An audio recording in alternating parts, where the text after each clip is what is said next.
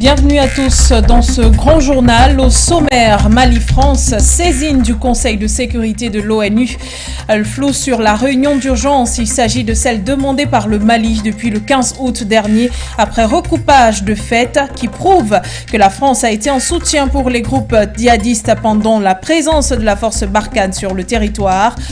La proposition de la médiation du Sénégal et la présidence rotative du Conseil de sécurité qui sera bientôt entre les mains de la France interpelle plus d'un. On en parle dans ce du Sud. Cyril Ramaphosa s'explique devant le Parlement. L'affaire du cambriolage dans l'une de ses résidences en février dernier a refait surface au Parlement. Cyril Ramaphosa, président du Sud de l'Afrique du Sud, est accusé depuis juillet dernier de blanchiment d'argent, de corruption et d'enlèvement. Il a plus d'une fois dû s'expliquer devant le Parlement le 30 août dernier et celui-ci s'est dit disposé à coagir avec la justice de son pays.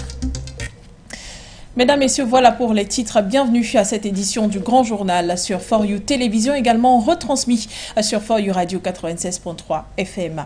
On démarre avec l'actualité au Mali. Saisine du Conseil de sécurité de l'ONU par le Mali. La réponse de l'ONU reste toujours attendue. Cependant, la médiation annoncée du Sénégal via le président en exercice de l'Union africaine, Macky Sall, le silence radio de l'Organisation nationale des Nations Unies jette le flou justement sur la tenue de cette réunion d'urgence demandée par Bamako. Peut-on attendre un étouffement de l'affaire? Dans ce reportage, Charlie Kenny est analyste et y répond à cette question.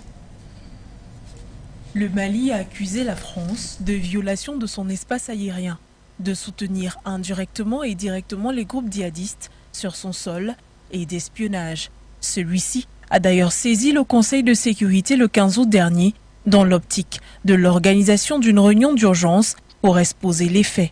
Dans cette nouvelle affaire,